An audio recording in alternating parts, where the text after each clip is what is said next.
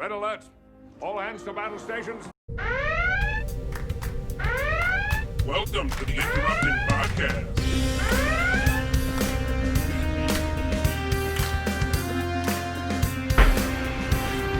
I know Kung Fu.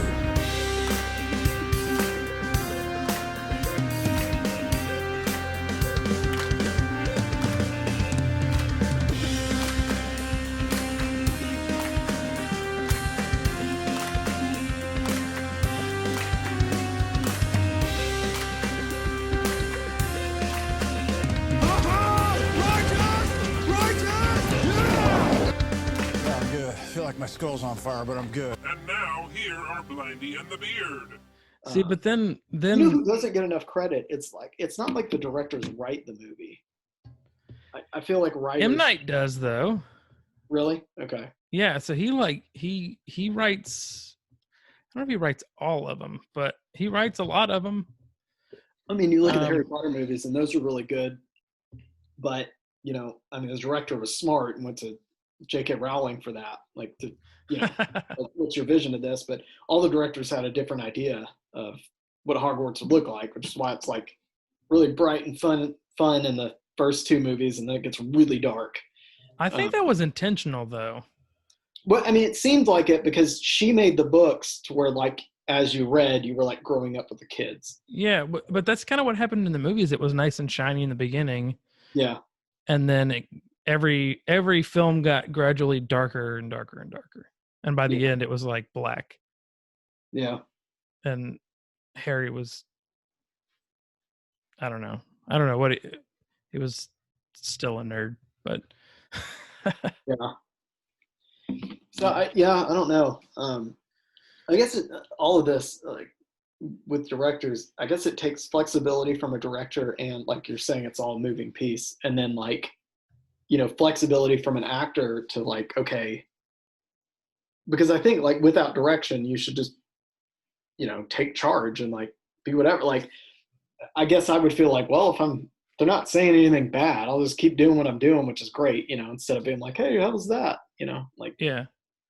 But that may be harder to do. It's not like I've ever acted in a Hollywood blockbuster, so that might be a lot harder than. But I would. We're gonna get you in one. Thank you. They're casting me as Batman. Like, I'm going all out Batman. You can tell me if I'm doing something wrong, but I'm going with that mindset. So, I just think I would think that like a lot of actors that want like that artistic freedom would enjoy a director that doesn't like guide them much. I think that it's all movie to movie, though. Like each film would be different because of the way that each person works. Yeah. Some directors want tons of control. Mm-hmm. Some directors want to be able to, because the director's like the whole point of the director is to keep the whole vision of the film going. Yeah. And then they have like associate directors and stuff like that, and they delegate tasks to them to go on, smaller, different things. Yeah. So some directors probably will be like, Tom Hanks, he's got it. But then other ones might be thinking, Tom's a great actor, but here's my vision for the film. So this is what we need to do. And so he'll go to Tom and be like, hey, why don't we do this like you're blur, like you're angry or sad or whatever. I think he's good at that. As like, I've always thought that Ron Howard was a good director, or is a good director. I think Ron Howard's kind of one of those people who seems to be able to take on different genres. Yeah. And it doesn't seem like he directs it. Movies, right? I don't know. Did he? I don't know.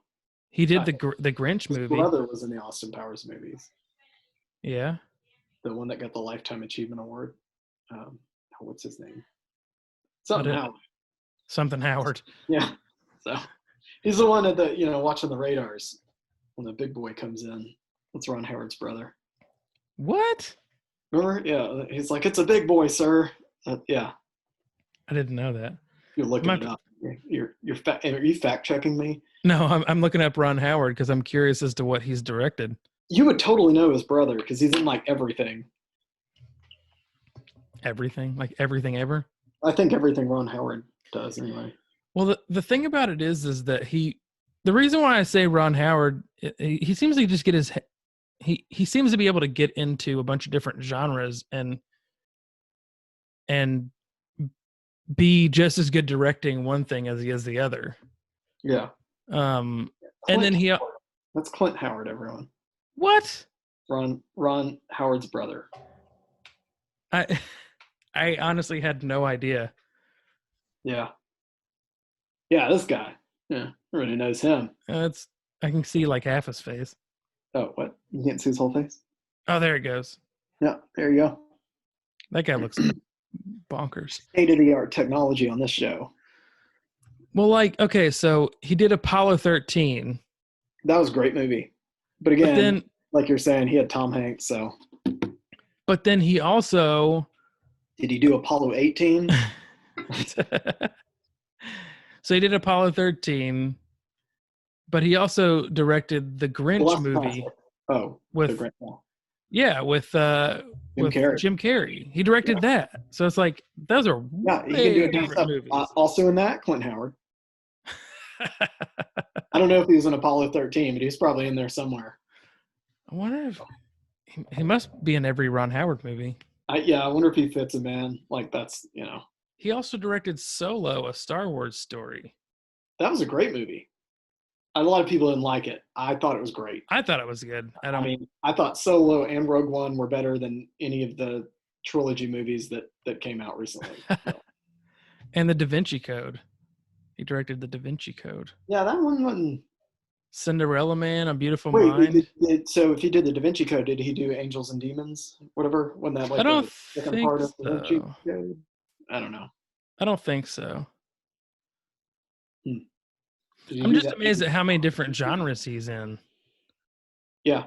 Oh, he did. Yeah, he directed Inferno. Oh, neat. Inferno. Which one was that? Inferno.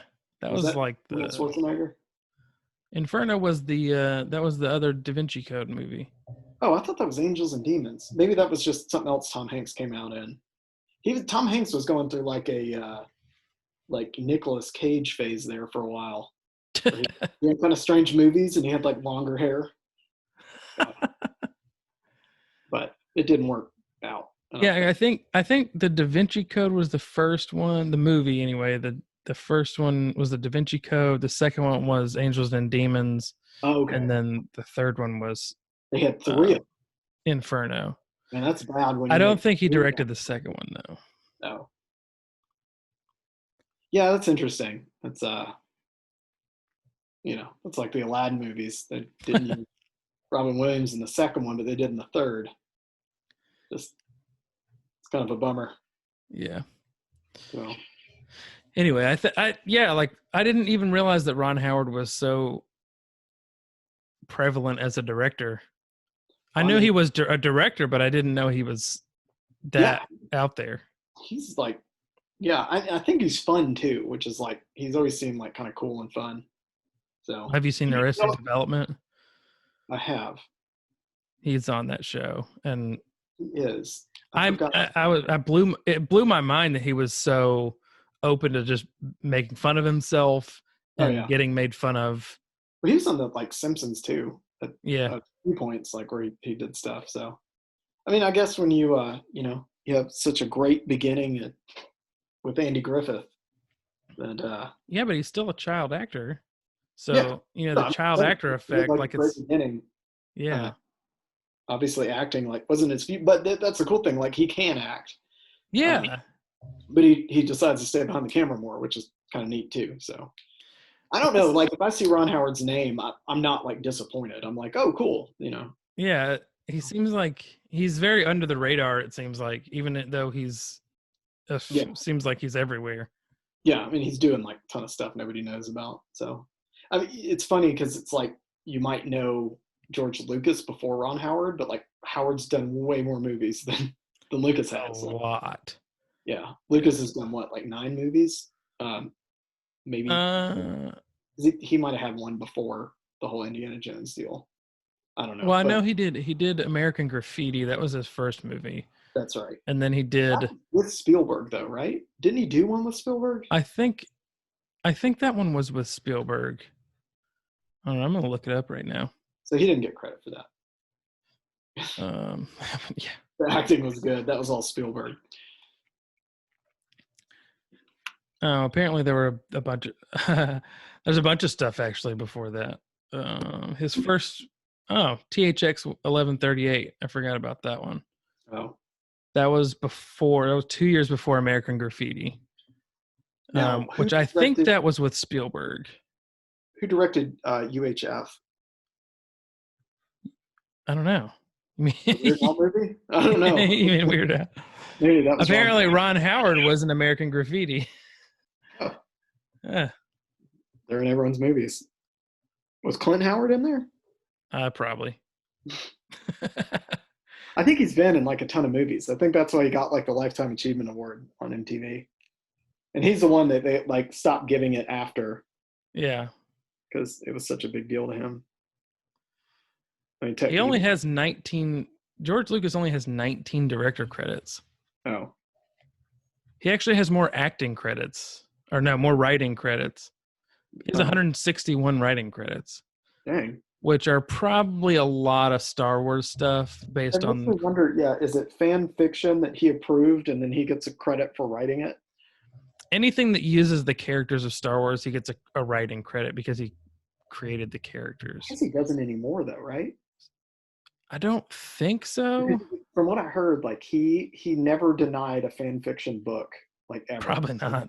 If you had one, he would just approve it, which is why like things got twisted, and so like. Well, he should have denied Star Wars Christmas. The new series were like nods to the fans. Yeah.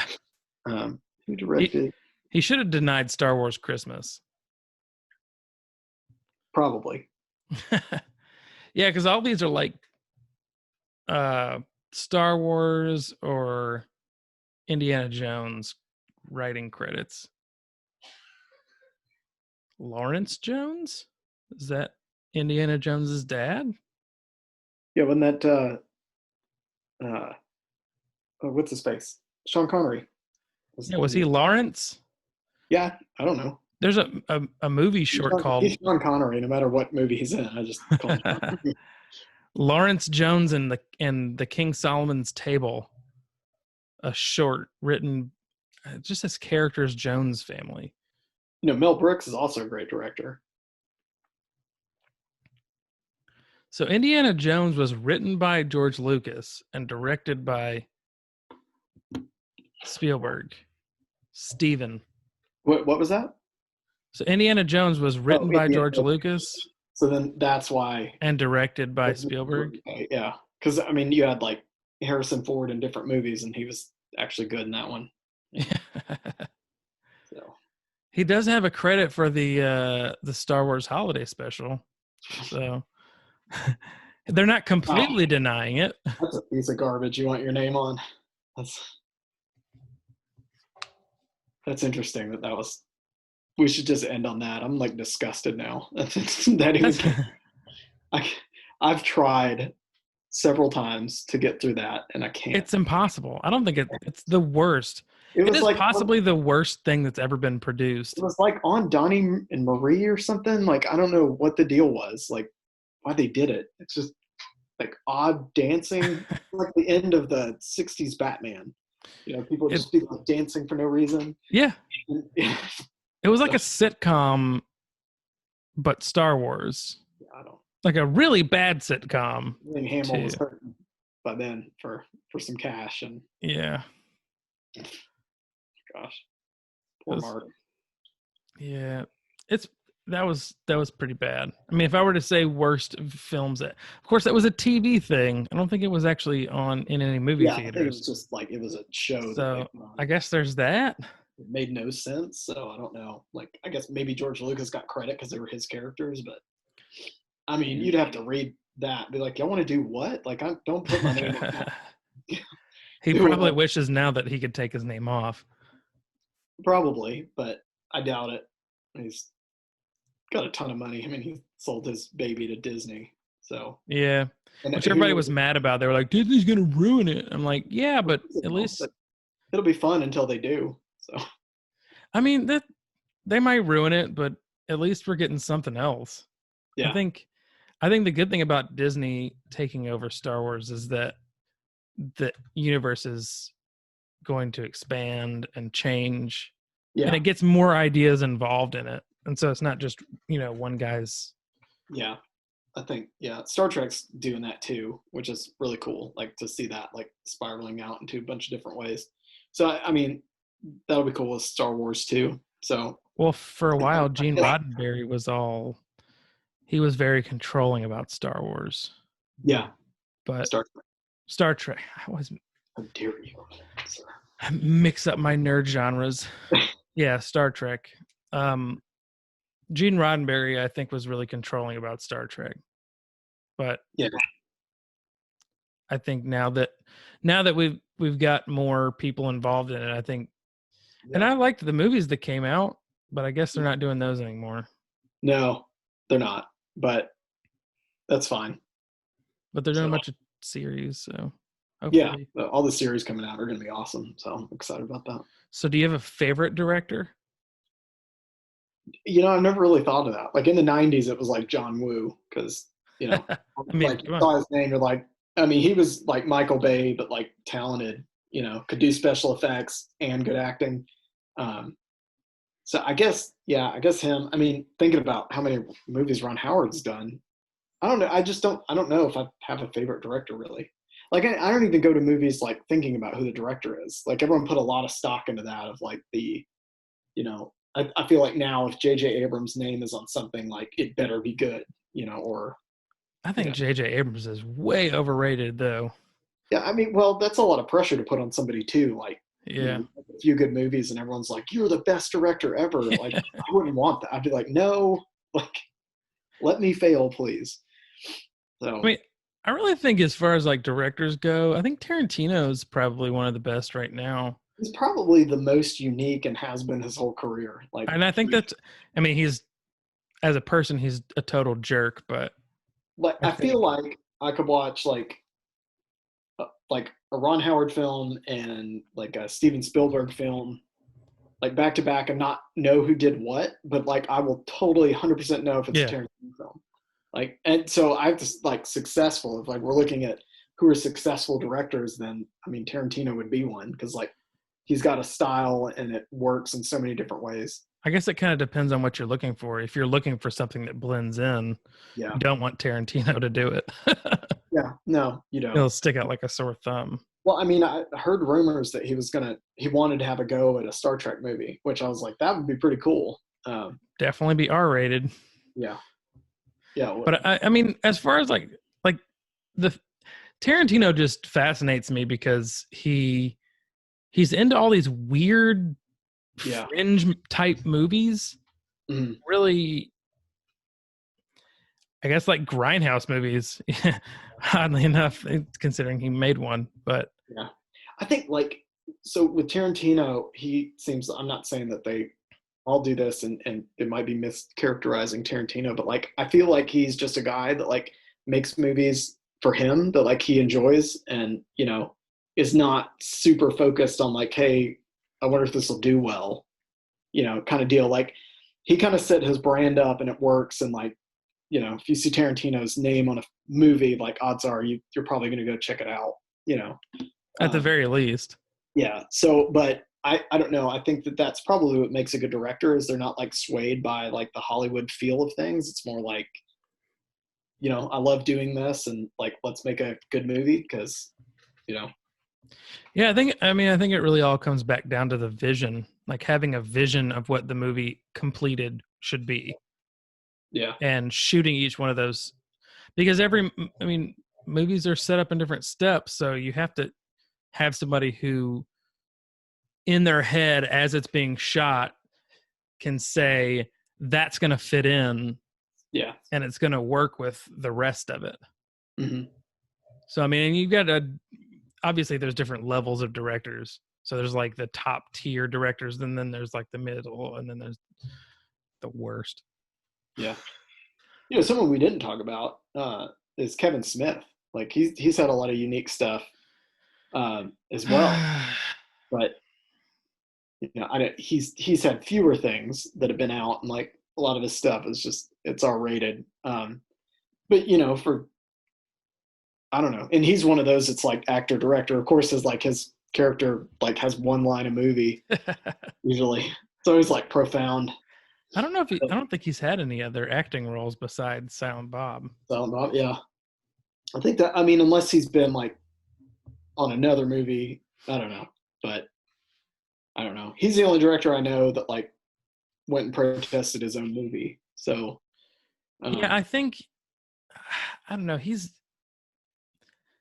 I like Kevin Smith. It's just kind of disappointing sometimes because as far as like his movies go, Yeah. because he had some really popular movies, but Mhm. then it seemed like maybe he lost interest or people wanted him to do things that he didn't want to do anymore, like Jay and Silent Bob. Like, you guys can give those roles up now. Yeah. Like, you're 50-year-olds playing, Yeah. you Nobody's know, expecting that of you. playing 19-year-olds. So, Yeah. I think it had its time. I think like his movies were perfect for the time they came out in, he was like, Clerks being in black and white and stuff, like he was yeah. doing it. And I think that was just because he was like up and coming, and made a movie that was cheap because that was like the cheapest way to do it. So Yeah, the thing is he had a style of his own. yeah. And I don't necessarily think he was visionary by any means, but I think he found his own kind of niche and he grew it there. But then he didn't, Yeah. His movies were dialogue heavy and interesting, which was kind of neat because like I wouldn't normally I'd want like something else to happen, whether the fun like action packed, but he did that really well, like very conversational movies that were interesting. So well, he had that movie out. There was a movie that came out not that long ago. It was about essentially a cult preacher. oh. And I'm gonna look it up now because I can't remember what it was called. And Kevin Smith Great radio. Kevin Smith was capable of actually doing like bigger budget movies too, which but I think Red State is what it was called. Because Jersey Girl is probably like his like biggest breakout movie. I would guess. But that was underwhelming. It might have been, but it was still like fans, like people that weren't fans of Kevin Smith, I think probably appreciated that movie more than like people that are fans of him. Because I sold out, dude. Like that's not. But I don't think he's unskilled at all. I think he has skill as a director and a writer. And he's shown by movies like Red State that he can do bigger things. But then you've got things like Cop Out that were all right. It wasn't horrible, but it wasn't great. Yeah. And things like Jersey Girl that just kind of fall flat. And the latest movie they had was they just did another Jay and Silent Bob movie. Yeah, I haven't seen it yet. It like straight to DVD. Well, yeah, whatever the equivalent, straight to streaming, straight to digital. Yeah. So, but he's talking about doing a Clerks 3. See, so it's like Clerks 2 already, to me, like it was good, but it betrayed the first Clerks. Like it did not at all have the like if he's going to do Clerks 3, I really think like, and that would be cool. Like go back to the black and white, and do an actual low budget movie. Like I think Clerks 2 was banking on the success of Jay and Silent Bob Strike Back. Yeah. So he did a similar movie to that. Because that was probably I think Jay and Silent Bob Strike Back was probably his most successful movie, if I were to guess. Yeah, and obviously Clerks, like I guess being his first, that was more like kind of a cult classic. Well, yeah, but they tried to do an animated show on that too. Yeah, and they had like 6 or 7 episodes or something like that. Well, that's just like everyone that tried. Like Mr. Bean had an animated show that didn't really work out. So yeah. It should have, because I thought it was hilarious. But I don't know. I think it's something about Mr. Bean in person making those goofy faces. Yeah. You just can't match it with animation. I mean, like if the Mr. Bean movie comes out at all, like I'm just like, oh, it's so ridiculous, but I always end up watching it because, it's fantastic. So, have you seen Mr. Bean's Holiday? Or is it Mr. Bean on Holiday or something like that? Yeah, I have. I remember because like my dad was like belly laughing at the movie. So yeah. Rowan Atkinson's hilarious. Oh, that guy is really funny. He's good. Like his stand-up's pretty funny too. So yeah, he's all around like, and again, like talented. When you see him in like movies, just as regular Rowan Atkinson, it's kind of he can pull that off too. So, well, it kind of makes me think of like Leslie Nielsen. Mm-hmm. Like Leslie Nielsen used to be a serious actor. Yeah. Like before he started doing Naked Gun and stuff like that. Like he used to be. Yeah. Then he was really good at slapstick, so he just did that kind of stuff. Yeah. So it's nice to see somebody who can. He had a dry humor. Yeah, Leslie Nielsen was great. I don't remember which one it was, but the one where like Andy Griffith was the villain was Spy Hard. It was pretty entertaining. So, yeah. he had like the jumpsuit on and stuff. It was amazing.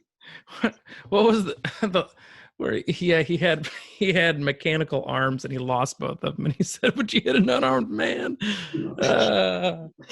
Classic, funny. It was. I liked that movie a lot.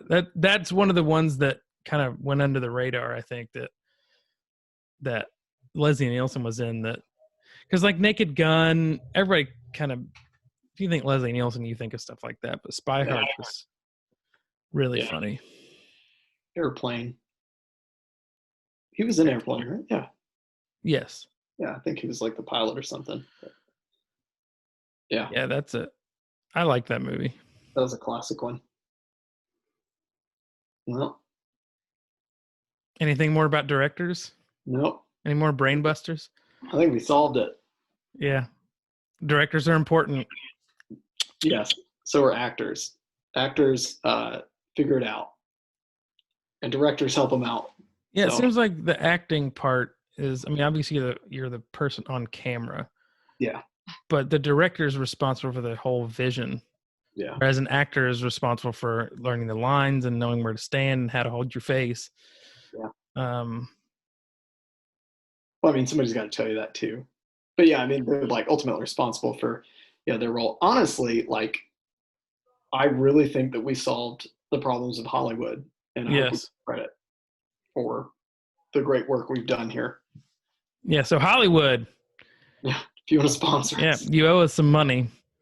I think you do, yeah. Any director that's good from here on out, it was because of us. Yep. I mean, I think directors are just going to get better from now because of the things we've just said. Yeah. Well, all we can do now is pray. Like for real. For the directors. Yeah. Well, Lord, thank you so much for this day. Thank you that we're able once again to do a show.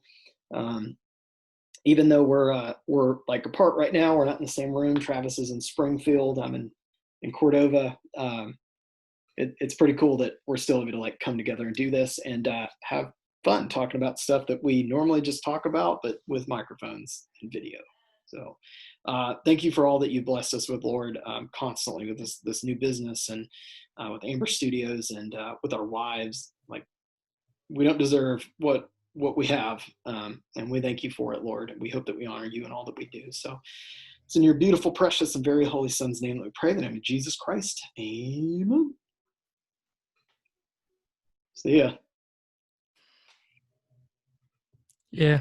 Do you want to hang up or should I? You hang up first. You hang up first. No, you hang up. Seriously, somebody, what should I? I'm going to do it.